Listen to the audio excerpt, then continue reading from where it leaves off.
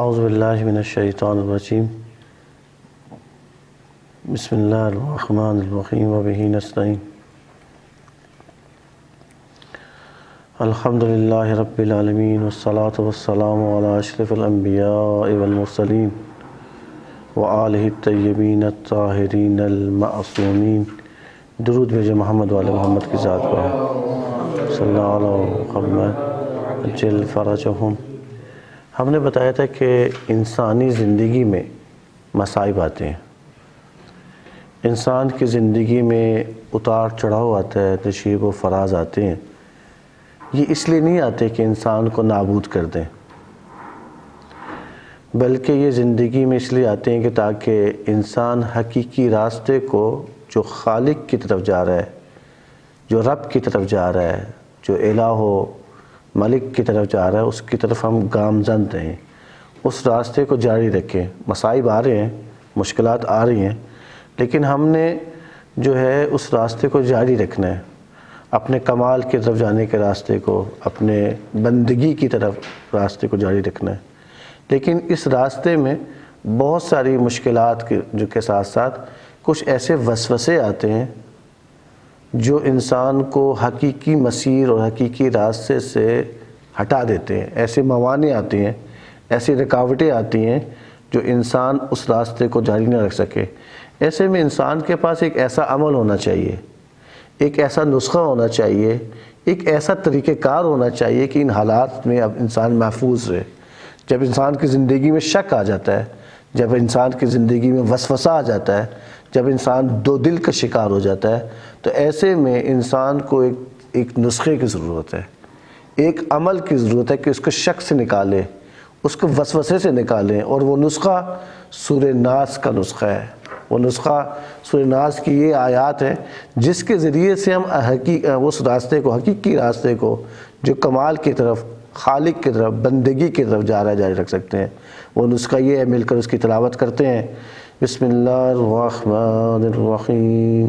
قل اعوذ برب الناس ملک الناس الہ الناس من شر الوسواس الخناس الذی یوسوس فی صدور الناس من الجنۃ والناس۔ ایک بار پھر سے مل کر درود بھیجیں۔ محمد وآل محمد وعجل فرجہم۔ بتایا گیا کہ ہم نے یہاں پہ تدبر قرآن کی نشستوں کا آغاز کیا، تدبر قرآن کی محفل یہاں منعقد کی جا رہی ہے، تدبر قرآن کے دروس کا اہتمام کیا گیا۔ بتایا تدبر قرآن کیا ہے۔ تدبر قرآن کہتے ہیں سورہ ناس کے ساتھ زندگی کرنا، تدبر قرآن کہتے ہیں سورہ فلق کے ساتھ زندگی کرنا۔ تدبر کا مطلب یہ ہے سورہ ماعون کے ساتھ انشاءاللہ آج ہم سورہ ماعون کے مہمان بنیں گے، اس کے ساتھ زندگی کرنا۔ کیا مطلب زندگی کرنا؟ جب انسان کسی کے ساتھ زندگی کرتا ہے کہ اس کے زندگی جب کرتا ہے، اس کی عادات، اس میں اس کے پیغامات، اس کی نصیحتیں اپنی زندگی میں لاگو کرنا شروع کر دیتا ہے، اس کی رفتار اس سے چیزوں سے لینا شروع کر دیتا ہے جب آپ کسی کے ساتھ زندگی کرتے ہیں۔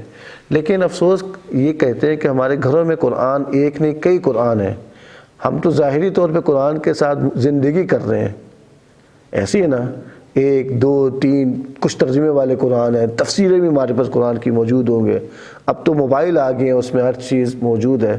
تو میری زندگی قرآنی زندگی کیوں نہیں بن رہی؟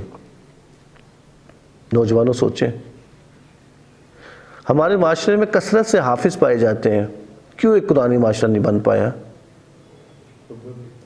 ہاں، ایسے ہی عمل نہیں۔ ہمارے معاشرے میں کثرت سے قرآن کے ترجمے موجود ہیں۔ دنیا میں جو سب سے زیادہ کتاب چھپتی ہے نا، طباعت ہوتی ہے، قرآن پاک ہے۔ دنیا میں سب سے زیادہ کتاب چھپنے والی ہے، دنیا میں سب سے زیادہ ترجمے میں، کیونکہ طالب علم کا قرآن کریم کا میں نے دیکھا ہے کہ ہزاروں قرآن کریم کے ترجمے موجود ہیں، یعنی ترجمے ہو چکے ہوئے ہیں۔ تو اس کے باوجود کیا وجہ ہے کہ ہم جو ہے ایک قرآنی زندگی نہیں بن سکی، ایک قرآنی خاندان نہیں بن سکا، ایک قرآنی معاشرہ نہیں بن سکا، ایک قرآنی قوم نہیں بن سکی؟ اس کی وجہ یہ کہ ہم سمجھتے تھے قرآنی زندگی کا مطلب یہ ہے بس قرآن کی تلاوت کرنی ہے، ہم نے قرآنی زندگی کو یہ سمجھا ہے کہ ہم نے قرآن کو حفظ کرنا ہے، ہم نے قرآن کی زندگی کا مقصد یہ سمجھا بس قرآن کے ساتھ اختلافات اگر ہم آپس میں ہو جائے تو ہم قرآن کو وسط میں لانا، قسم کھانی ہے، یہ قرآنی ہم نے زندگی سمجھے۔ یہ قرآنی زندگی نہیں ہے دوستو، میں نے پہلے بھی بتایا تھا، قرآن کریم کے نازل ہونے کا مقصد تدبر قرآن ہے۔ جب تک میری زندگی میں تدبر نہیں آئے گا، میری زندگی ایک قرآنی زندگی نہیں بن سکتی۔ میری زندگی میں اگر تدبر نہیں آئے گا تو ظہور امام کیسے ہوگا؟ کیونکہ امام نے کیا کرنا ہے؟ آ کے قرآن کا قیام کرنا ہے، روایات میں آیا ہے۔ ایسے میں اگر میں قرآنی زندگی کے لیے اگر میں نے عہد کر لیا ماہ رمضان میں، اور اگلے رمضان تک ہم کوشش کریں گے انشاءاللہ اس قرآن سے عہد کریں اور قرآن میں تدبر کرنے کا آغاز کریں گے۔ مطالعہ قرآن کسے کہتے ہیں؟ تعلیم قرآن کسے کہتے ہیں؟ اس کی طرز نگاہ کو بدلنا ہوگا، اس کو زاویہ نگاہ کو بدلنا ہوگا۔ میں یہ سمجھتا رہا ابھی تک قرآن کے مطالعہ کا نام، قرآن کریم کی تلاوت کا مطلب یہ ہے کہ بس اس کو بڑے خوش ذہنی سے پڑھنا ہے، تجوید کا اس کا خیال رکھنا ہے، اور اس کے اعراب میں کوئی مشکل نہیں آنی چاہیے۔ ہم نے قرآن کے تلاوت کا مطلب یہ سمجھا، ٹھیک ہے؟ یہ ایک طرز نگاہ اپنی بدلنی ہوگی۔ قرآن کے تلاوت کے بارے میں، مطالعہ قرآن کے بارے میں، قرآن کے سیکھنے کے بارے میں ہمیں نگاہ کو، زاویوں کو اصلاح کرنی ہوگی۔ قرآن کے مطالعے کا نام 3 بنیادی ارکان ہیں۔ پہلے میں بتا دوں مطالعہ قرآن کیا، پھر میں قرآن کی تعلیم کو بتاتا ہوں، کیونکہ دوست لکھ رہے ہیں تو میں نے سوچا۔ مطالعہ قرآن اسے کہتے ہیں کہ جس میں علم سے عمل کا سفر ہو جائے، اس کو کہتے ہیں مطالعہ قرآن۔ اگر میرے قرآن میں علم نہیں ہے، علم کے خزائن استفادہ نہیں کر رہا ہوں، کیونکہ قرآن کریم تو تمام علوم کا یعنی خزانہ ہے، یعنی سرچشمہ تمام علوم و معرفت کا۔ میں صبح کلاس میں بیان کر رہا تھا، قرآن سرچشمہ علوم کا معرفت ہے۔ تو میری زندگی میں کیوں نہیں علوم آ رہے ہیں؟ کیونکہ میں نے اس زاویہ نگاہ سے قرآن کی تلاوت ہی نہیں کی۔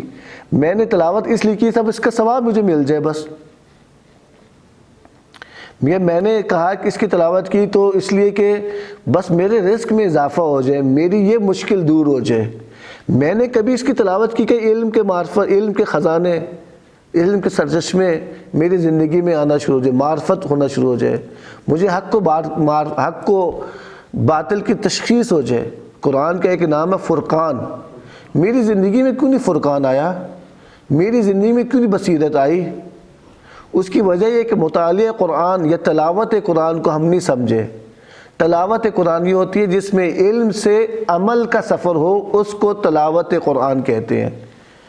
علم سے عمل، اگر میں نے پڑھا ہے، علم حاصل کیا ہے تو میری زندگی میں نظر آنا چاہیے۔ اگر میری زندگی میں عمل نہیں ہے تو وہ مطالعہ قرآن نہیں ہے۔ میری زندگی میں اگر قرآن کے مطابق میں زندگی نہیں گزارتا، اپنی لائف سٹائل میرا قرآن کے مطابق نہیں ہے، میری زندگی قرآنی طرز زندگی نہیں ہے، میں جتنا مرضی روزانہ قرآن کی تلاوت کرتا چلوں، اس کو تلاوت قرآن نہیں کہتے، اس کو مطالعہ قرآن نہیں کہتے۔ مطالعہ قرآن کی، تلاوت قرآن کی شرط یہ ہے کہ وہ تلاوت یا وہ مطالعہ علم سے عمل تک جائے، اس کو کہا جاتا ہے کہ تلاوت قرآن۔ ورنہ بس ناظرہ کر لیا، ٹھیک ہے، اس کا ثواب مل جائے گا، لیکن وہ ثواب میری زندگی میں ثواب جو بتائے گئے صورتوں کے، وہ اس لیے تھے کہ وہ وسیلہ بنے، ذریعہ بنے، وہ رغبتیں جو بیان کی گئی تھی پہلے ہی بتایا، تاکہ ہم قرآن کے حقائق کو کشف کریں۔ مجھے آج آپ بتائیں، کبھی میں نے قرآن کو پڑھا تاکہ حقائق میرے لیے کھلنا شروع ہو جائے؟ نہیں، ہم نے پڑھا۔ میں نے اس نیت سے قرآن کی تلاوت نہیں کی کہ سورہ ناس کی میں اس طریقے سے میں نے تلاوت کی کہ میں اس سے اصول زندگی کشف کرنا شروع کر دوں، قانون زندگی لینا شروع کروں، اس کے پیغامات کو سمجھنا شروع کروں کہ سورہ ناس کی جو میں نے تلاوت کر رہا ہوں یہ اس لیے آئی ہے، یہ وہ نسخہ ہے جو انسان کو جو ہے، وہ نسخہ ہے جو انسان کو شک سے نکالتا ہے۔ ہمیں پتہ ہی نہیں سورہ کے نازل ہونے کا مقصد کیا ہے۔ سورہ ناس اس لیے نازل ہوئی کہ آپ کی زندگی میں وسوسے کو نکال لے۔ سورہ ناس اس لیے نازل ہوئی کہ آپ کو شک کو تردید سے نکال لیں۔ سورہ ناس اس لیے نازل ہوئی کہ بس اس کا ثواب ہے جو ہے شر و جن سے اس کو بچنے کے لیے۔ میں نے شر و نفس سے کیسے بچایا جا سکتا ہے؟ ابھی میں وسوسے کی تعریف کرتا ہوں۔ جب اس کے نکات جو اس سورہ میں پیغامات ہیں، ہم اگر اس پر عمل کرنا شروع کر دیں گے، میری زندگی میں نیکیاں آنا شروع کر دیں گے، تو وسوسہ ختم ہو جائے گا۔ وسوسہ کب آتا ہے؟ شک انسان کی زندگی میں ابھی چل کے بتانا چاہ رہا تھا، میں ابھی بتا دیتا ہوں۔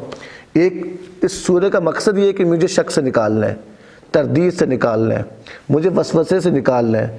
وسوسہ کسے کہتے ہیں میں آگے بتاتا ہوں چل کے، تاکہ میری زندگی میں اس وسوسے سے نجات حاصل کرنے کے بعد میری زندگی فعال ہو جائے، میں نیک کام کرنا شروع کر دوں۔ اس کا اگر میں کاموں میں نیکی نہیں لاتا، نیک کاموں میں تاخیر کرتا ہوں، اس کا مطلب میں وسوسے کا شکار ہو گیا ہوں، جتنا مرضی میں سورہ ناس کی تلاوت کرتا چلوں۔ تو یہ بہت ضروری ہے، یعنی بہت ضروری ہے کہ ہم سورہ کے نازل ہونے کا مقصد سمجھیں۔ یہ کب ہو سکتا ہے کہ ہم سورہ سے انس پیدا کریں، سورہ کی بار بار تلاوت کریں اور اس کے نازل ہونے کے فلسفے کو سمجھیں۔ اور یہ سب کچھ کب ہو جاتا ہے؟ جب تدبر کریں گے، غور و فکر کریں گے۔ تدبر میں 4 مرحلے بیان کیے تھے نوجوان، 4 مرحلے بیان کیے تھے۔ تدبر 4 چیزوں کا کام ہے۔ پہلا ہے سورت میں تفکر کرنا، دوسرا کیا ہے سورہ میں تعقل کرنا، اور تیسرا کیا ہے سورہ کے غرض و غایت تک رسائی ہو، اور چوتھا کیا ہے سورت میں طہارت۔ یہ کیا چیزیں ہیں؟ میں نئے افراد بھی ہو سکتا ہے آج ناظرین بھی، اور بعض گزشتہ انہوں نے صورتوں کا مطالعہ نہ کیا نہ دیکھو ویڈیوز، تو بتاتا چلوں کہ تدبر 4 چیزوں کو کہتے ہیں۔ لیکن تدبر کا معنی کیا ہے؟ کسی موضوع کی عاقبت پر توجہ کرنے کو تدبر کہتے ہیں۔ اور تدبر قرآن یہ ہے کہ قرآن کی صورتوں کا یوں تلاوت کریں کہ اس میں جو عاقبت بیان کی گئی ہے، اس صورتوں میں جو معیار زندگی بیان کی گئی ہے، اس کو شناخت حاصل کریں، اس کی معرفت حاصل کریں اور اس کو اپنی زندگی کا حصہ بنائیں۔ اس کو تدبر کہتے ہیں۔ یہ 4 کام ہوں گے تو تدبر ہوں گے۔ یعنی کیا؟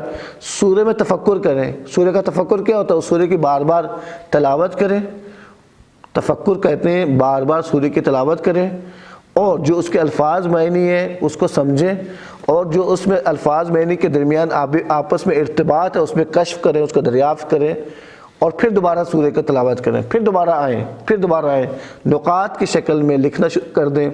اس کو کہتے ہیں سورت میں تفکر کرنا۔ سورہ میں تعقل کرنا کیا ہوتا ہے؟ جو آپ نے نقاط نوٹ کر لیتے ہیں، جو آپ بار بار تفکر کرتے ہیں، اسی میں قانون زندگی مشخص ہوتے ہیں، قوانین ہوتے ہیں، اصول زندگی ہوتے ہیں، اسے کہتے ہیں سورت میں تعقل کرنا۔ تیسری چیز جو نہایت اہم ہے کہ سورہ کے غرض و مقصد تک پہنچنا۔ مثال کے طور پہ میں نے بتایا کہ سورہ ناس کا غرض و مقصد یہ ہے کہ شر وسواس سے پناہ مانگنے کی تعلیم و تربیت ہے۔ یہ اس کا فلسفہ ہو گیا کہ میری زندگی میں وسوسہ نہ آئے، میری زندگی میں خیر و برکات ہوں، میں زندگی میں ایسے نیک کام انجام دوں جو خدا کی خوشنودی کے لیے ہوں۔ یہ زندگی کا ہو سکتا ہے، یہ سورہ کا بہت سارے اہداف ہو سکتے ہیں، ان میں سے ایک ہدف ہم نے بتایا۔ چوتھا یہ ہے کہ میں نے جو اس سے سورہ کی طہارت کیسے ہوتی ہے، جو میں نے اصول زندگی سے دریافت کر لی ہے، میں نے تفکر کر لیا، سورہ کے موضوع تک مجھ تک رسائی حاصل ہو گئی، اب میں نے منصوبہ بندی کرنی، میں نے وسوسے کو پہچاننا۔ وسوسہ کسے کہتے ہیں؟ وسوسے کی علامتیں کیا ہیں؟ ایک انسان وسوسی ہو جاتا ہے، اس کی خصوصیات کیا؟ اچھا، یہ کاغذ پینسل لے کے رات کو میں لکھوں گا، نوٹ کروں گا اور پلاننگ کروں گا، یہ کام میں نے نہیں کرنے تاکہ میں وسوسے کا شکار نہ ہوں۔ یہ سورہ کی طہارت ہو جاتی ہے۔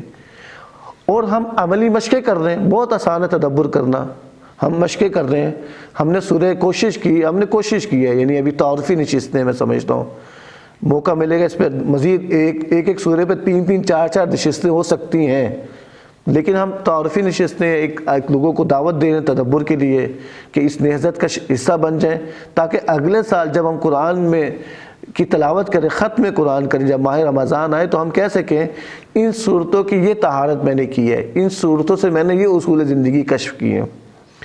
تو آج ہم چلتے ہیں سورہ ناس جو ہم نے گزشتہ روز بھی بیان کی تھی، چند نقاط اس میں آپ کی طرف بیان کرتے ہیں۔ وسوسہ کسے کہتے ہیں؟ وسوسہ کا میں نہیں کیا کرنا چاہتا ہوں، یہ انسان کی اندر کی کیفیت کا نام ہے۔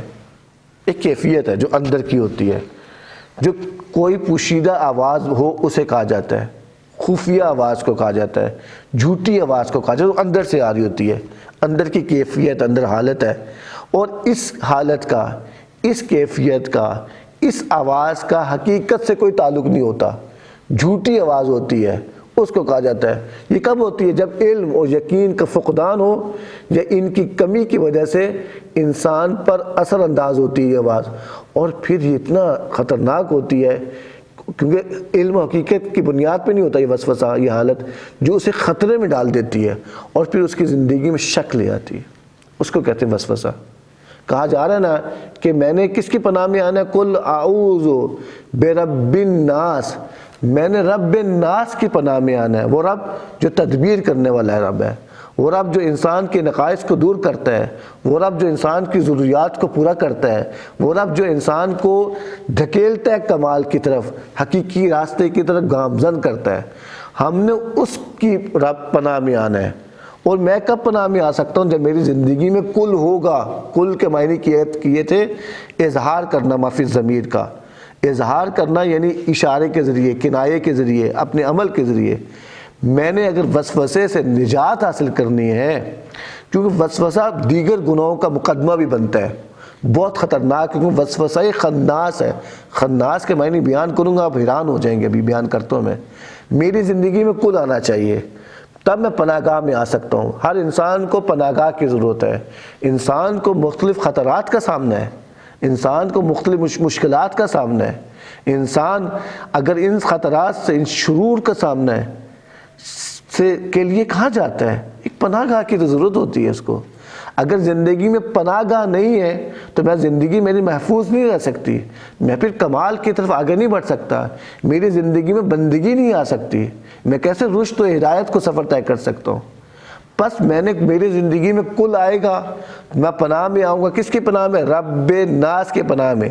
کیوں رب پناہ کے میں آنا ہے؟ کیونکہ کہا جا رہا ہے من شر الوسواس الخناس، پس پردہ وسوسہ ڈالنے والے، بریکٹ میں کہا گیا ابلیس، اسے کہا جاتا ہے خناس، یعنی ابلیس کے شر سے۔ اب خناس کے ہیں، وسوسہ کے میں نے بیان کر دی ہیں۔ تدبر میں لفظوں کو اچھی طریقے سے ہضم ہونا چاہیے، سمجھنا چاہیے۔ وسوسہ کہتے ہیں یہ انسان کی، وسوسہ بتا دی۔ خناس کیا ہے؟ اس سے مراد کسی چیز کو روکنا، خناس وہ کام کرتا ہے، خناس جو کسی چیز کو روکتا ہے، تاخیر کرنا یا کسی چیز میں تاخیر ڈالنے کے ہے، جس میں تاخیر نہیں ہونی چاہیے اس میں تاخیر ہو جائے۔ مثال کے طور پہ خناس کیا ہے؟ یہ کام پس پردہ حملہ کرتا ہے، شیطان کو کہا جاتا ہے۔ کیوں؟ ابلیس ہے، وہ بھی پس پردہ کرتا ہے، وہ بھی نظر نہیں آتا، اس لیے اس کو کہا جاتا ہے خناس۔ شیطان کو خناس کیا کرتا ہے؟ وہ بھی پس پردہ حملہ کرتا ہے۔ وہ کیا کرتا ہے؟ بڑا تاخیر ڈالتا ہے نیک کاموں میں۔ مثلا کہتا ہے ابھی کا نماز کا تو وقت ابھی ہے، ابھی نماز کا ٹائم ہے، میں نماز پڑھ لوں گا، ابھی تو اذان ہوئی ہے، یہاں تک ابھی کرتا ہے، یہاں تک کہ نماز انسان کی قضا کر دیتا ہے۔ یہ اتنا بدبخت شیطان ہے۔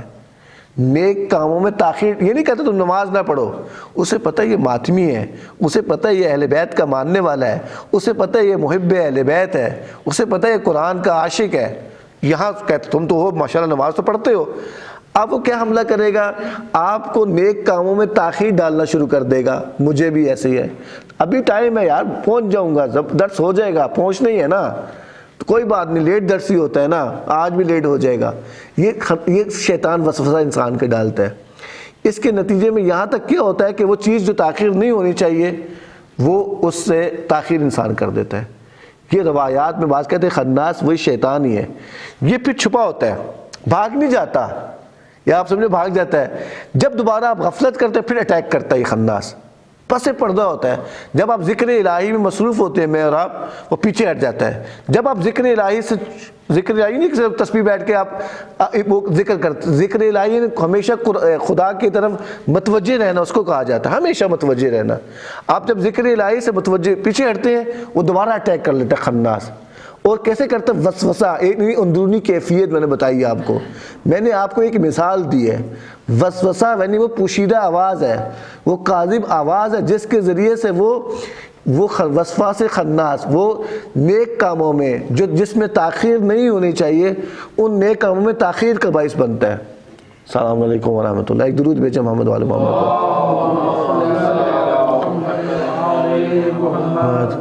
کو۔ ہم آج جو ہیں سورہ ناس کے مہمان بن رہے ہیں بزرگوں، سورہ ناس، ہم سورہ ناس پڑھ رہے ہیں، دیکھ رہے ہیں کہ سورہ ناس میں کیا پیغامات ہیں، کیا اصول زندگی بیان کی گئی ہیں۔ کہا ہے پناہ میں آ جاؤ، کس کی؟ رب ناس کی پناہ میں آ جاؤ۔ کیوں؟ وسوسہ خناس جو وسوسہ ڈالتا ہے، کاذب آواز ہوتی ہے، جھوٹی آواز ہوتی ہے۔ کب ہوتی ہے؟ جب آپ علم سے دور ہو جائیں گے، جب یقین سے دور ہو جائیں گے، وسوسہ حاوی ہو جائے گا اور یہ انسان کی زندگی میں ایسے خطرے ڈالتا ہے جس سے انسان کی زندگی میں شک و تردید کا باعث ہو جاتی ہے۔ آپ مسلمان ہوتے ہوئے یونیورسٹیوں میں شبہات کیسے ڈالتے ہیں، لوگوں کو عقائد، یعنی کس طریقے سے خدا کو ماننے سے انکار کر دیتے ہیں ہمارے نوجوان بچے۔ خدا کیا ہے، قیامت کیا ہے، کس طریقے سے شبہات ڈال رہے ہوتے ہیں۔ اگر ہم نے نوجوانوں کو اس پناہ گاہ میں، قرآن کی پناہ گاہ میں نہیں لائیں گے تو بچے، ہماری اگلی نسل، مجھے کہتے ہیں آقا جان، میرے مولانا، میرا بچہ، میں تو بڑا، ہمارے دادا، ہمارے پردادا، ہم نے کبھی تو نماز روزہ ترک نہیں ہوا، عزاداری ختم نہیں ہوئی، میرا بچہ تو میرے ہاتھ سے چلا گیا ہے۔ اس کی وجہ یہ ہے کہ وہ خناسی وسوسہ بڑے خاص انداز میں ڈال رہے ہوتے ہیں۔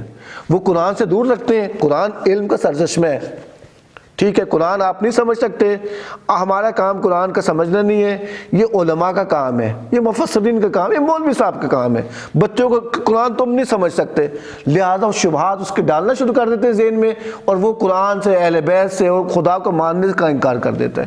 یونیورسٹیوں میں نوجوانوں یہ ہو رہا ہے، کیوں ہو رہا ہے؟ قرآن سے دوری کی وجہ سے۔ میں یہ سمجھتا ہوں، میں 15 سال سے زیادہ عرصہ ہو گیا قرآن کا طالب علم کی حیثیت سے، ہم نے قرآن فہمی کا آغاز کیا۔ پہلے ترجمہ مفاہیم قرآن کریم کورس ہے، میں نے کسی دکھاؤں گا آپ لوگوں کو، آپ لوگ جانتے ہوں گے، وہاں سے ہم نے آغاز کیا۔ ابھی بھی میں اسی کلاس لے کر آ رہا تھا، میں بتا رہا تھا، ہزاروں لوگ اب قرآن کو سمجھنا شروع کر دیا ہے۔ یہ میری اور آپ کی ذمہ داری بنتی ہے کہ ہم اس تحریک کا حصہ بنیں۔ دیکھیں، امام نے قرآنی معاشرہ آنا ہے، اور اس طرح قرآنی معاشرہ بنانا ہے نا، قرآنی تعلیمات کو معاشرے میں عام کرنا ہے، تو میری اور آپ کی ذمہ داری بنتی ہے امام کے ظہور کی تعجیل کا باعث بنے۔ تمام مسالک کہتے ہیں امام نے ظہور کرنا ہے، ظلم کا خاتمہ ہونا ہے، تو میں کیوں نہیں امام کے ظہور کے لیے کچھ کوشش کروں گا؟ مجھے نکلنا ہوگا، قرآن میں تدبر کرنا ہوگا، مجھے اپنے مطالعہ قرآن کی روش کو بدلنا ہوگا، مجھے قرآن کے اگر علم و معرفت کے سرچشمے میں نے اس سے اخذ کرنے ہیں تو مجھے اس کو عمل میں تبدیل کرنا ہے۔ یہ جو علم سے عمل میں تبدیل کرتا ہے قرآن مطالب کو، اس کو تدبر کہتے ہیں۔ تدبر کا سادہ طریقہ ہے، وسوسے کو میں نے کھول دیا ہے، خناس کو کھول دیا، اب میں صدور کو کھولنے لگا ہوں۔ صدور کسے کہتے ہیں؟ صدر کی جمع ہے، سینہ۔ صدر یعنی وارد اور داخل ہونے کے مقابلے میں استعمال ہوتا ہے۔ اس کے معنی باہر نکلنے یا باہر خارج ہونے کی ہیں، یعنی جہاں انسان کا احساس کا اظہار یا اس کے احساسات منتقل اسے کہتے ہیں۔ صدر بڑا اہم ہوتا ہے، کہتے ہیں صدر مقام کہتے ہیں جہاں پہ صدر مملکت زندگی کرتا ہے، ٹھیک ہے۔ صدر یعنی یہ صدر ہے اور وہ یہاں پہ زندگی کر رہا ہے۔ صدر ہر وہ چیز جس سے خیر و شر داخل ہوتا ہے اس قلب میں، یہ بڑا حساس ہے۔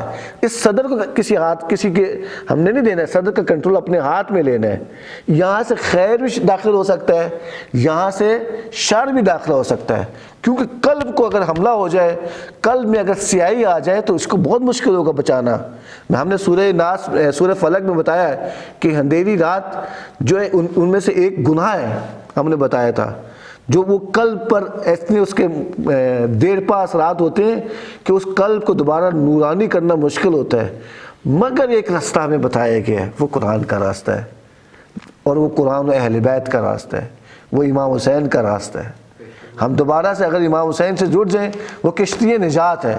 نوجوانوں، خواہران و برادران جو اس وقت ہمارے ساتھ موجود ہیں، ان سب کو کہنا چاہتا ہوں، آئیں اس ماہ رمضان میں عہد کریں کہ اس بار ہم قرآن کا مطالعہ اس انداز سے کریں گے۔ کہ کس انداز سے؟ یہی تفکر کے انداز کو، باقی ان 4 چیزوں کو چھوڑیں بھی، تفکر اور طہارت کرتے ہیں، وہ باقی چیزیں سیکھ لیں گے آہستہ۔ تفکر اور طہارت کیسے ہو سکتی ہے؟ آیتوں کے معنی کو پڑھیں اور ان کے لفظوں کو کھولیں۔ وسوسے اور خناس کے درمیان میں نے رابطہ دیا، اور اس کے بعد صدور بھی میں نے سمجھا دیا آپ کو۔ کہا گیا نا آیت بڑی اہم ہے۔ آیت میں کیا ہے؟ الذی یوسوس فی صدور الناس۔ یہ شر کسے کہتے ہیں؟ شر میں نے پہلے بتایا، شر خیر کے مقابلے میں ہوتا ہے۔ خیر کیا ہوتا ہے؟ جو عقلی معیارات کے مطابق ہو اس کو خیر کہتے ہیں۔ لفظوں کو کھولوں گا مزید واضح ہو جائے گا۔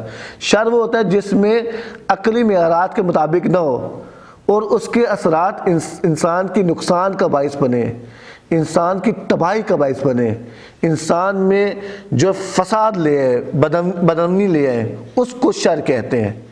کہتے ہیں یہ اتنا شر خطرناک ہے، انسان کی فساد کا باعث بنتا ہے۔ وسوسہ جو انسان کی اندرونی کیفیت ہے، جو انسان کے سینے سے جو حملہ کرتا ہے اور عقل اور دل پہ جا کے اٹیک کرتا ہے یہ، اور وہ خناسی ایسے کرتا ہے کہ وہ جو پوشیدہ ہوتا ہے، وہ اندر کی کیفیت، وہ جھوٹی آواز ہوتی ہے جو انسان کو پتہ نہیں چلتا، وہ کب ہوتی ہے؟ جب آپ علم سے دور ہو جائیں، قرآن سے دور ہو جائیں۔ ہم نے قرآن سے دور ہونے کی وجہ سے ہمارے نوجوان بچے آج کل جو ہے، میں کئی شہروں میں جا چکا ہوں، جانے کا اتفاق ہوا، کوئٹہ میں، لاہور میں، میں سمجھ رہا تھا بس یہ کہ اسلام آباد اور بڑے شہروں میں ایسا ہوتا ہے، چھوٹے شہروں میں بھی اس انٹرنیٹ اور اس موبائل کی وجہ سے شبہات نوجوانوں کے ڈالتے جا رہے ہیں۔ ہمارے عقائد کمزور ہو گئے ہیں، ہماری نظریات کمزور پڑنا شروع کر گئے ہیں، سست ہو گئے ہیں۔ کیوں؟ قرآن سے دور ہو گئے ہیں۔ مجھے کہا جاتا ہے کہ آغا جان میں نے پوچھا قرآن کیوں نہیں پڑھتے؟ کہتے عربی میں نازل ہوا ہے قرآن۔ یہ کہا جاتا ہے نا، آپ قرآن کیوں نہیں پڑھتے؟ بابا قرآن کو پڑھنے کے لیے روایات پڑھنی پڑیں گی۔ قرآن کیوں نہیں پڑھتے؟ قرآن اس لیے ہم نہیں پڑھتے، قرآن نہ پڑھنے کی وجہ بلا کہ کہتے ہیں کہ قرآن پڑھنا سمجھنا مولویوں کا کام ہے، علماء کا کام ہے، مجتہدین کا کام ہے۔ میں نے آیت آپ کے سامنے پڑھی، سورہ 7 کی آیت سنائی کہ قرآن کریم کو ہم نے نازل کیا بابرکت کتاب ہے تاکہ تم تدبر کرو، اور صاحبان عقل کے لیے اس میں نصیحت ہے۔ اور کہا گیا سورہ قمر کی آیت نمبر 17 میں، ہم نے قرآن کو آسان بنا لیا ہے، کوئی ہے جو اسے نصیحت حاصل کرے۔ ایک اور سورہ محمد کی آیت میں کہا گیا ہے جو قرآن میں تدبر نہیں کرتے ان کے دلوں کو کفر لگ گئے ہیں۔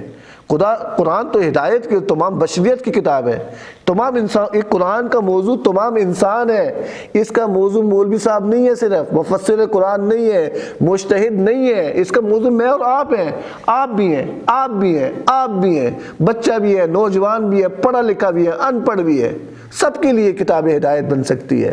یہ نہیں کہ میں نے BA MA کر لوں تب میں قرآن پڑھوں گا، نہیں، وہ بچہ جو پیدا ہو رہا ہے، ہم نے ہمارا جو تدبر میں کام ہے، ہم آج کل کام کر رہے ہیں نسل توحیدی پہ، جو میاں بیوی شادی کریں اس تدبر اور نظام قرآن کی بنیاد پہ، نسل محمدی بھی ان کی ازدواج ہو، اور بچے قرآنی اور اہل بیت کے ماننے والے ہو، اور ان کی بنیاد عقل و تفکر کی بنیاد پر ہو۔ ہم یہ کام کرنے جا رہے ہیں۔ ہم نے جب تدبر کی نہضت کا آغاز کیا، پہلے ہم نے 1 اشرہ قرآن فہمی میں کام کیا، یہاں پہ کورس ہو رہے ہیں ابھی بھی، جن لوگوں نے حصہ نہیں لیا، جنید بھائی یہاں موجود ہیں، اس ادارے کے توسط سے یہ قرآن کو سمجھنے کا عمل کرنا چاہیے۔ اس کے بعد تدبر کا نظام ہے، فرض کر قرآن فہمی نہ بھی ہو، اس تدبر کے نظام میں آپ کی زندگی ایک بابرکت زندگی بن سکتی ہے۔ تو ہر بچہ، کیونکہ یہ بچوں کو بھی اس نعمت تعقل فکر سے نوازا گیا ہے، اب بچوں میں بڑی فکر ہوتی ہے۔ آج کل کے بچے وہ پہلے والے بچے نہیں رہے، بڑے سوچتے ہیں، فکر کرتے ہیں، ان میں تعقل پایا جاتا ہے۔ خدا رو ان کی تعقل فکر کو حفاظت کریں، ان کی صلاحیتوں کو ضائع نہیں کرنا ہم ان کو ویڈیو گیموں میں صلاحیتوں کو ضائع کر رہے ہیں، اور یہ بہت غلط کام ہے۔ پھر کیا ہم جواب دیں گے؟ پھر کہتے ہیں مولانا صاحب میرا بچہ میرے ہاتھ سے نکل گیا، کیونکہ ہم نے اس کے نظام فکر کو، نظام تفکر کو ہم نے قرآنی بنیادوں پر نہیں لے کے چل رہے۔ یہ بہت ضروری ہے کہ ہمیں دوبارہ پلٹنا ہوگا قرآن کی طرف، ہمیں پلٹنا ہوگا قرآن کی نہضت کی طرف۔ بس یہاں کہا جا رہا شر کیا ہے؟ شر ہم نے بتایا شر خیر کے مقابلے میں آتا ہے، وسوسہ وہ اندرونی کیفیت کا نام ہے۔ خناس میں نے بتایا جو کیا ہوتا ہے، خناس ابلیس بھی ہوتا ہے، اور وہ پس پردہ وہ اٹیک کرتا ہے، حملہ کرتا ہے، اور جب آپ ذکر الہی کرتے ہیں پیچھے چھپ جاتا ہے اور پھر آ جاتا ہے حملہ کرنے کے لیے۔ اور خناسی کہتے ہیں تاخیر ڈالتا ہے، پس پردہ کاموں میں تاخیر کا باعث بنتا ہے، نیک کاموں میں۔ نماز کی بات کر رہے ہیں، ابھی تو نماز کا وقت ہے، ابھی اذان ہوئی ہے بابا، میں نماز پڑھ لوں گا، پھر کیا رہ جائے گا؟ بس یہ وسوسہ بڑا خطرناک ہے، خناس کام خطرناک ہے۔ یہاں پہ میرے پاس ابھی وقت ہے، میں چند منٹ اور اس پر بات کرنا چاہ رہا ہوں، وہ یہ ہے کہ درود بھیجیں محمد والے محمد پر۔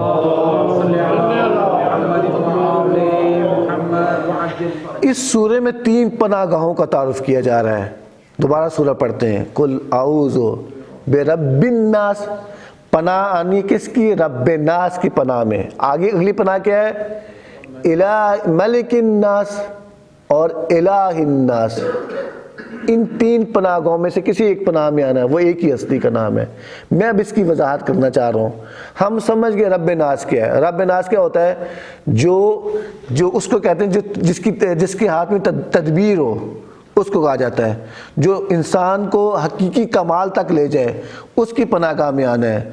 رب ناس انسانوں کی دوستوں، برادران، خواہران، وہ اللہ تعالیٰ کی ذات ہے جو ایک محفوظ پناہ گاہ ہے۔ اس میں کیسے آ سکتے ہیں اس محفوظ پناہ گاہ میں نے کل بھی بتایا تھا، جب تک انسان کی زندگی میں توحید نہ ہوگا، جب تک انسان کی زندگی میں اس کو صرف زبانی نہیں بلکہ ایمان لے کر آئے توحید پر۔ کہا نا کچھ لوگ آئے عرب کہ ہم ایمان لے آئے، کہا نہیں تم ایمان نہیں لائے، تم اسلام لے کر آئے، کیونکہ ایمان کا تعلق انسان کے دل سے ہے۔ اگر میری زندگی میں توحید آ جائے گا تو میں ہمیشہ، ہر وقت، ہر حالت میں جو اس رب کی پناہ میں آؤں گا۔ اگر میری زندگی میں توحید نہیں ہے تو میں کسی اور کی پناہ میں جانے کی کوشش کروں گا۔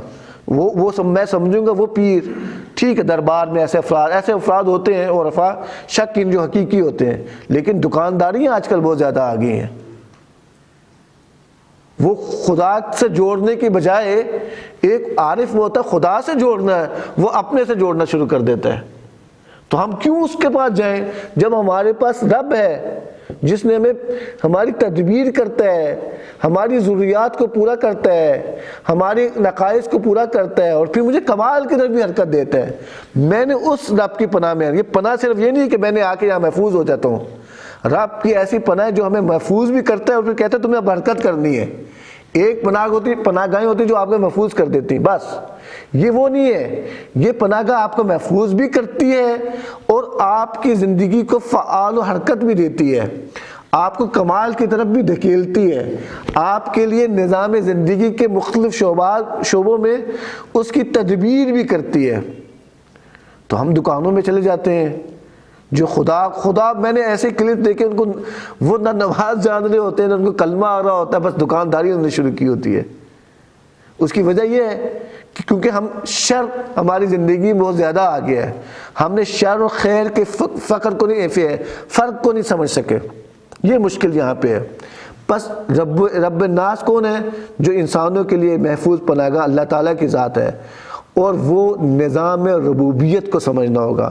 اگر ہم نے نظام ربوبیت کو سمجھ لیا تو میں سمجھتا ہوں ہمیشہ ہم رب ناس کی پناہ میں آئیں گے۔ نظام ربوبیت کیا ہوتا ہے کہ تمام وقتوں میں، ہر زمان میں، ہر وقت وہ انسان کی تدبیر کرنے والا ہے۔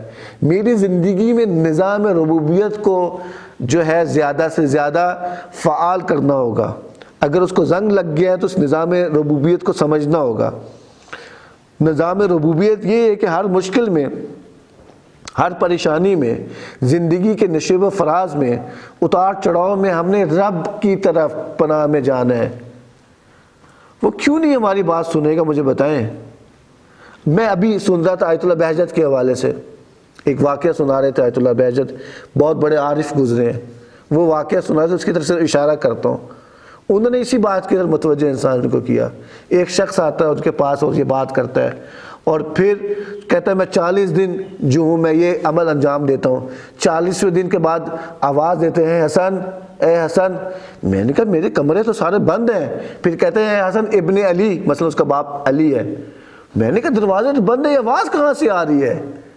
کہتے ہیں میں تم یہ سمجھ لے 40 دن، میں تو پہلے دن سے تمہارے پاس تھا تمہاری مشکل دور کرنے کے لیے۔ 40 دن جو وظیفہ وہ بھی درست ہے، شک ہی نہیں ہے۔ اخلاص کے لیے چلہ بڑا اہمیت کا حامل ہوتا ہے۔ واقعہ میں نے مفہوم ان کا بیان کیا، مکمل واقعہ مجھے یاد نہیں تھا، مفہوم یہی ہے ان کا کہ دیکھیں وہ ایک اور بات کہتے ہیں، یہ جو انسان کا منہ یہ آواز بول رہا ہے اور یہ کان، اس میں 4 انگلیوں کا کہتے ہیں فرق ہے، وہ بیان کرتے ہیں 4 انگشت ہے۔ آپ بولے کیوں نہیں خدا آپ کی سنے گا؟ اس سے بھی کم ہے وہ کہنا چاہ رہا ہے، کہتے ہیں آیت اللہ بہجت کہتے ہیں، عرفا کہتے ہیں ہم نے حقیقی طور پہ رب کیوں نہیں پہچانا؟ تو ہمیں اپنے بچوں کو بڑا ضروری ہے رب کی پہچان کروائیں۔ اگر ابھی سے ہم نے رب کی پہچان کروا لی تو میں سمجھتا ہوں بہت بڑی ہماری کامیابی ہے۔ رب کی شناخت بڑی ضروری ہے کہ ہر مشکل میں وہی، جیسے دیکھیں والدین بچوں کی تربیت کر رہے ہوتے ہیں، ایک طرح کے مربی وہی ہوتے ہیں، اس کی مثال مثلا بچے کو مثلا خشکی یعنی اس کی تر و خشک کو وہ جمع کر رہے ہوتے ہیں، اس کی پریشانیوں کو دور کر رہے ہوتے ہیں، لیکن وہ تو والدین ہیں ہمارے، اور اللہ کی ذات تو پورے کائنات کی تدبیر کرنے والا ہے، وہ ان کا بھی خالق ہے، والدین کا۔ وہ استاد میرا مربی ہے، مجھے سکھا رہا ہے، وہ استاد کا بھی خالق ہے۔ تو یہ سمجھنا ہوگا، بچوں کو یہ سمجھانا ہوگا۔ اور میں بتا رہا ہوں بچے بہت سمجھدار ہیں، اگر بچوں کو ابھی سے صحیح نہج سے ان کی تفکر اور تعقل کی صلاحیت کو بیدار کریں گے، فعال، لیکن اس کی مختلف روشیں ہیں، پھر موقع ملے گا اگلے سال بچوں کو کیسے قرآن میں تفکر کرانا ہے، نوجوانوں کا، اس پہ بھی اچھا ہم نے کام کیا، اگلے سال کوشش ہو گئی، یا سال بھر میں بھی یہاں پہ پروگرام جاری رہتے ہیں، ہم یہاں پہ مختلف موضوعات پہ نوجوانوں پہ بھی اس طرح کی نشستیں ہوتی رہتی ہیں تربیت کے حوالے سے۔ لیکن اسی سال میں انشاءاللہ ہم کوشش ہوگی کیسے بچوں میں نظام تفکر اور تعقل بیدار کیا جا سکتا ہے۔ ایک درود بھیجیں محمد والے محمد کی ذات پر۔ ایک پناہ گاہ یہ، دوسری پناہ گاہ جو بہت اہم ہے جس کا تعارف ضرور ہے، وہ ملک الناس ہے۔ ملک الناس، ملک کسے کہتے ہیں؟ مالک کسے کہتے ہیں؟ بتائیں، مالک کا کیا مطلب ہے؟ مالک سے مراد کسی چیز پر مکمل کنٹرول کرنے کو کہا جاتا ہے۔ نوٹ کرنا چاہیں لکھ لیں کہ مالک سے مراد یہ ہے کسی چیز پر مکمل کنٹرول کرنا ہے، لہٰذا ہر چیز کا حقیقی مالک ہوتا ہے جو تمام ابعاد میں تمام جہتوں کے اعتبار سے اس پر حاوی ہو۔ مالک اس کو کہتے ہیں، مالک جو صاحب اختیار ہے اس کو کہا جاتا ہے۔ میں مزید اس کی وضاحت کرتا ہوں، مالک کیا ہے؟ جو صاحب اختیار ہے، یعنی وہ صاحب اختیار اور اقتدار بھی اس کے پاس ہے۔ مثلا میں اس قرآن پاک کا مثلا یا اس کتاب کا مالک ہوں، یہ کتاب میری ملکیت میں ہے، میرا اس کے اختیار ہے، لیکن یہ جو اختیار ہے میرا حقیقی نہیں ہے، یہ عارضی ہے۔ اگر میرے پاس یہ ہاتھ ہے، میرے اپنے عارضی ہیں اختیارات، میرے پاس آنکھیں ہیں، میں حقیقی اس کا مالک نہیں ہوں۔ حقیقی مالک و ذات وہی ہو سکتی ہے جو جس کا اس پر اختیار ہو۔ مثلا آپ نے دیکھا آقا اور غلام کی مثال لیتا ہوں۔ بادشاہ یا اس کی جو عوام ہوتی ہے وہ سمجھ رہا ہوتا ہے کہ بادشاہ یا آقا وہ صاحب اختیار ہے، مثال سمجھانے کے لیے، لیکن وہ بھی حقیقی صاحب اختیار نہیں ہے۔ کیوں؟ کیونکہ حقیقی صاحب اختیار وہ ہوتا ہے جو اس کے بارے میں تدبیر کر رہا ہے، اس کے بارے میں اقتدار بھی رکھتا ہے، اختیارات بھی رکھتا ہے، وہ جیسے کہ ویسے کرنا ہے، اس کی منشا کے بغیر زندگی نہیں گزارنی، اس کو کہتے ہیں۔ علامہ طباطبائی نے بھی یہاں پہ بڑی پیاری بات کی ہے، میں اس کی طرف اشارہ کرنا چاہتا ہوں کہ صاحب اختیار کون ہوتا ہے؟ مالک حقیقی کون ہوتا ہے؟ جو جس کے ہاتھ میں اختیارات ہوں، اختیارات ہونے کے ساتھ ساتھ وہ جو ہے اس کے اختیارات بھی اس کے پاس ہے، تدبیر بھی اس کے پاس ہے، اور اس کے پاس جو ہے اختیارات کے ساتھ اس کی منشا کے مطابق، اس کی مرضی کے مطابق زندگی کرے۔ علامہ طباطبائی اس کو کہتے ہیں مالک وہ ہے۔ مالک جب ہو گئے ہیں، میں نے دیکھنا مالک کیا کہہ رہا ہے، میں نے اس کے مطابق چلنا ہے۔ وہ کہہ رہا ہے اٹھنا ہے اٹھنا ہے، میں سونا ہے سونا ہے، میں نے یہ کام کرنا ہے، میں یعنی ایسے ہاتھ باندھ کر مالک کا انتظار کروں۔ میری زندگی میں نظام یہ جو مالک ہونے کا نظام نہیں آیا۔ اگر صحیح معنی میں یہ نظام مالک اور صاحب اختیار کا آ جائے تو میں اپنے اختیار غیر کو نہیں دوں گا، میں اپنی گھر کے اختیارات، اپنے خاندان کے اختیارات، اپنے ملک کے اختیارات نہیں دوں گا، غلامی کی زندگی گزر کرنا شروع کر دوں۔ میری زندگی کے فیصلے وہ کرنا شروع کریں، میری زندگی کے فیصلے خدا نے کرنے ہیں جو حقیقی صاحب اختیار ہے۔ آج اور کل ہم کیا کریں اپنی زندگی میں؟ کیا ہے؟ آیا اس نظام جو خدا نے بتایا ہے، نظام یہ والا ملکیت کے حوالے سے صحیح نہیں ہے، اقتدار کے حوالے سے صحیح نہیں ہے۔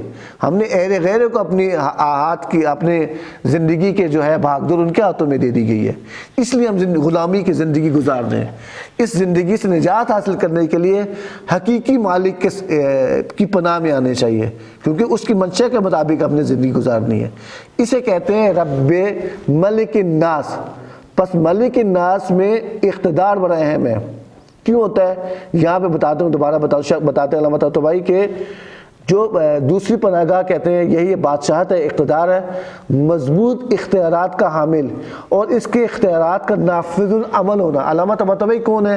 جو صاحب المیزان ہے، جو مفسر قرآن ہے۔ ہم تدبر میں مفسر سے مدد لیتے ہیں، لیکن مدد لینے کے بعد اپنی زندگی میں وہ اصول، وہ قانون کو لاگو کرتے ہیں۔ تاکہ وہ بھی اس پناہ گاہ میں شر سے محفوظ بچنے کے لیے وہ اپنی طاقت کے ذریعے، وہ اقتدار کے ذریعے سے، اختیارات سے شر کو دور کر سکے۔ رات ایک بادشاہ ہے، ایک مالک ہے، رات 12 بجے 2 بجے بھی دروازہ کھٹکھائیں تو وہ آپ کو شر سے بچائے۔ آج کے نظام میں ایسا ہے کہ آپ 2 بجے جائیں آپ کی مشکل کو دور کر دے گا۔ حقیقی مالک یہ ہے جو انسان کو ہر وقت میسر ہے، وہی آپ کو اور مجھے شر سے محفوظ رہ سکتا ہے۔ اسے کہتے ہیں جو ہے حقیقی اقتدار کا مالک، مضبوط اختیارات اس کے پاس ہے۔ اس کے پاس بھی اختیارات نہیں ہیں۔ ہمارے ملک کو دیکھ لیں، ہم کہتے ہیں، میں مثال نہیں لاتا، ہمارے ملک میں بھی ہم نظر دوسرے ملک کو اس نے کیا کہا ہے، ٹھیک ہے، شر و شیطان نے کیا کہا ہے، ہم اس کے مطابق اپنے وطن میں، اپنے مملکت خداداد پاکستان میں ہماری نظریں ان کی طرف ہوتی ہیں۔ حتیٰ اقتصاد میں کیسے کرنا ہے، سیاست کیسی ہونی چاہیے، تعلیم و تربیت کیسی ہونی چاہیے، نظام تعلیم ہمارا کیسے ہونا چاہیے، ہم ان سے لے رہے ہیں، ہم نے قرآن سے نہیں لیا۔ ہمارے نظام تعلیم میں کہیں قرآنی جھلک نظر نہیں آتی، ہمارے نظام تعلیم و تربیت میں نظر نہیں آتی، ہماری ثقافت میں بھی قرآن نہیں ہے۔ ہماری شادی بیاہ میں مجھے بتائیں کتنا قرآن ہے؟ شادی بیاہ قرآن کے مطابق کر رہے ہوتے ہیں، ہماری خوشیوں میں ہماری خوشیاں قرآن کے مطابق ہیں؟ نہیں ہے۔ تو پس حقیقی جو پناہ گاہ جو بیان تعریف کروایا گیا ہے وہ جس کے اختیارات نافذ العمل ہو۔ ہمارے ملک کا جو بادشاہ ہے، جو وزیر ہے، جو وزیر اعظم ہے، اس کے پاس اپنے اختیارات نہیں ہیں، ہم اس کی طرف رجوع کر رہے ہیں۔ ہماری عدالتیں آج کل دیکھ لیں عدالتوں کا کیا مسائل ہے، عجیب و غریب حالت ہوگی ہماری۔ ایسے میں شر سے بچنے کے لیے ہر قسم کے شر، چاہے وہ معنوی شر ہو، چاہے وہ مادی شر ہو، چاہے وہ روحانی شر ہو، ہم نے اس کے پاس جانا چاہیے جس کے پاس طاقت ہے وہ شر کو بچا سکے، اس کے پاس جانا جس کے پاس اختیارات ہیں جو ہم کو اور مجھے آپ کو شر سے محفوظ رکھ سکے۔ یہ بہت اہم ہے۔ بس پہلی بات میں نے کی کہ جو رب کون ہے، رب کو بتایا، جو میں نے بتایا، جو کاموں کو تدبیر کرنے والا ہے اور انسان کی چھوٹی بڑی تمام ضروریات کو پورا کرتا ہے۔ ہم نے بڑی ضروریات سے لے کر چھوٹی ضروریات سے لے کر تمام تر ضروریات کی تدبیر رب کی پناہ میں آنا ہے۔ یہ نہیں کہ بس بڑی ضروریات کے لیے میں نے خدا کے دربار میں، رب کے دربار میں جانا ہے، پروردگار کی جو میری تدبیر کرنے والا ہے۔ یعنی اگر انسان کو جان کے خطرہ ہے، ہر طرح کے خطرات سے بچنے کے لیے ہم نے 2 پناہ گاہوں کا میں نے تعارف کروایا، ایک رب ناس کی پناہ گاہ، ایک ملک ناس کی پناہ گاہ کا آپ کو تعارف کروایا۔ آخری پناہ گاہ کا تعارف کروا کر آج کا درس ہمارا مکمل ہو جائے گا۔ تیسری پناہ گاہ کا جو اس میں تعارف کروایا گیا، تینوں دربار کے ایک ہی ذات پر دلالت کرتی ہیں۔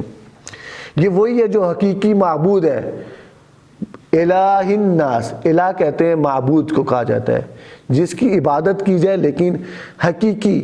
اچھا آگے میں آپ سے سوال کرتا ہوں، خدا کے معبود ہونے کا جو تقاضا ہے وہ کیا ہے؟ تقاضا یہ ہے کہ میں اس کی عبادت کرتا ہوں، اس کے علاوہ کسی اور کی عبادت نہ کروں، میں کسی اور کو شریک نہ مانوں۔ اگر میں کسی اور کو خدا کی بھی عبادت کروں، میں اپنی زندگی میں 10 نگر کسی اور کا بھی ہوں تو میں مشرک ہو جاؤں گا نا۔ یہاں تو نماز پڑھ رہا ہوں، اس کی عبادت کر رہا ہوں، باقی امور میں کسی اور سے تقاضا کر رہا ہوں کہ میری مشکلات کو، میرے شر کو مجھے بچا لے، تو آیا میں حقیقی طور پر اس مالک کو اپنی زندگی میں لے کر آیا ہوں؟ نہیں لے کر آیا ہوں۔ بس اس کا حقیقی معبود کا تقاضا یہ ہے کہ اگر معبود خدا ایک اور شک ہی نہیں اس میں ایک ہے، کسی اور کی شریک نہ جانا چاہے، اور وہ اپنے بندے کو اپنے لیے خالص کر لے۔ حقیقی معبود کو اگر ہم اس کی عبادت کرتے ہیں تو وہ ہمیں اپنے لیے خالص کر لے۔ خالص کرنے سے مراد یہ ہے کہ اس کے سوا کسی اور کو نہ پکارا جائے، صرف اس کو پکارا جائے، جیسے کہ میں نے بھی کہا ہے۔ اس سے مراد کیا ہے؟ اس کو پکارا جانے سے مراد کیا ہے؟ اس سے پکارا جانے سے مراد یہ ہے تمام تر ضروریات، تمام تر حوائج اس کے علاوہ کسی اور کی طرف رجوع نہ کروں۔ اس سے مراد کیا ہے کہ تمام حوائج صرف اس سے لینے۔ اس سے مراد یہ ہے کہ اس کے ارادے کے علاوہ کسی اور کا ارادہ اپنی زندگی میں نہ لے کر آؤں، اس کی منشا اور اس کی خواہش کے مطابق جو ہے اپنے اعمال کو انجام دوں۔ یہ وہ پناہ گاہ ہے۔ اگر میری زندگی میں یہ حقیقی پناہ گاہ رب کی پناہ گاہ ہوگی، یا الہ کی پناہ گاہ ہوگی، یا ملک کی پناہ گاہ ہوگی، تب بھی میں شر سے محفوظ رہ سکتا ہوں۔ اسے کہتے ہیں تدبر سورہ ناس۔ ایک مختصر سا ہم نے آپ کو بتایا کہ اس کی عملی مشق کی ہے. عملی مشق کیسے کی ہے؟ ہم نے کہا شر کیا ہے، ہم نے کہا کل کیا ہے، ہم نے کہا وسوسہ کیا ہے، ہم نے کہا خناس کیا ہے، اور اس کے بعد ہم نے بتایا یہ پناہ گاہیں ہیں اور ان پناہ گاہوں میں رہنے کے لیے اس کا طریقہ کار کیا ہے. اس کا طریقہ کار بتا کے بات مکمل کرتا ہوں.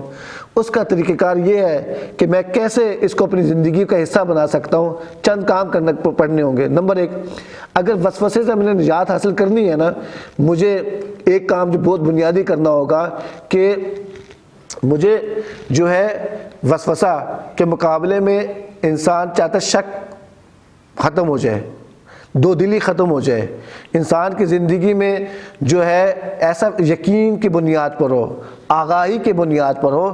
تو مجھے ہر کاموں میں تاخیر نہیں کرنی ہوگی، نیک کاموں میں وقت میں انجام دینا ہوگا، تبھی میں اس وسوسے سے بچ سکتا ہوں. میری زندگی میں اچھائیاں ہوں گی، میں فاستبقوا الخیرات، نیک کاموں میں بڑھ چڑھ کر حصہ لوں گا، تب وسوسے سے بچ سکتا ہوں. بس خلاصہ یہ ہوا اس سورے کا اپنی زندگی میں نافذ کرنے کا طریقہ کار یہ ہے کہ آپ لسٹ بنائیں اچھے کاموں کی، فہرست تیار کریں، کاغذ پہ لکھیں یہ نیک کام ہے، میں نے اپنی زندگی میں اس کو انجام دینا ہے. اس کی فہرست بنانے کے بعد اس کی منصوبہ بندی کریں. تب ہم جو ہیں اگر تاخیر ہماری زندگی میں آنا شروع ہو جائے، اس کا مطلب میری زندگی میں وسوسہ حاوی ہونا شروع ہو گیا. جہاں میری زندگی میں وسوسہ حاوی ہو گیا ہے، میں وہاں شر کا شکار ہو جاؤں گا اور مجھے پھر دوبارہ سے جو ہے پناہ میں آنا پڑے گا. مجھے ہمیشہ پناہ میں رہنا ہے تو میں ہمیشہ اس سورے کی تلاوت کرتا چلوں، میں ہمیشہ اس سورے میں جو اصول زندگی بیان کیے گئے ہیں اس پر عمل کرتا چل رہا ہوں. میں اپنے کاموں میں ترجیح دوں، میرے کاموں کی لسٹ میں نے بنا لی اچھے کاموں کی، اس کے بعد اس کی نمبرنگ دوں، ترجیح، یہ کام ترجیح کا ہے، یہ کام ترجیح کا ہے، یہ کام ترجیح کا ہے. اس کو تاخیر نہیں ہونا چاہیے. ہر کام کو ترجیحات میں تبدیل کرنے سے، اور پھر استغاثہ بھی انسان کرتا رہے بار بار. یہ دو صورتیں سورہ فلق اور سورہ معون جسے کہا جاتا ہے سورۃ المعوذتین کہا جاتا ہے، اس کو اپنی زندگی میں کل کے ذریعے سے جاری رکھنا چاہیے، تب بھی ہم شر سے بچ سکتے ہیں. ہم نے 5 شر سیکھے ہیں، سمجھے ہیں. 4 شر سورہ ناس میں بیان ہوئے تھے اور 1 شر جو اندرونی ہے وہ بیرونی ہے شر. کبھی اس پہ موقع ملے گا بات کروں گا. یہ اندرونی شر ہے وسوسہ، جو زیادہ دیرپا ہوتا ہے اور انسان کو زندگی میں ایسے خطرات لاحق کر دیتا ہے کہ انسان بہت مشکل ہو جاتی ہے کہ وہ اپنی زندگی کو آگے گزار سکے. خدا سے دعا کرتے ہیں، اے اللہ، اے میرے پروردگارہ، اس ماہ رمضان میں ہم نے قرآن کے ان 2 صورتوں کے مختصر سے جو ہے اصول زندگی سمجھے ہیں، ہم نے مختصر سے اس پہ تفکر کیا ہے. ہم یہ چاہتے ہیں پروردگار ہمیشہ ان شر سے محفوظ رہیں. ہم رب فلک کی پناہ میں آنا چاہتے ہیں، ہم رب ناس کی پناہ میں آنا چاہتے ہیں، ہم الہ ناس کی پناہ میں آنا چاہتے ہیں. یہ اسی صورت میں ہو سکتا ہے جب تمہاری توفیقات ہمارے شامل حال میں ہوں انشاءاللہ. والسلام علیکم ورحمۃ اللہ وبرکاتہ. درود بھیجیں محمد وعلی محمد کی ذات پہ. اللہم صلی علی محمد وعجل فرجہم.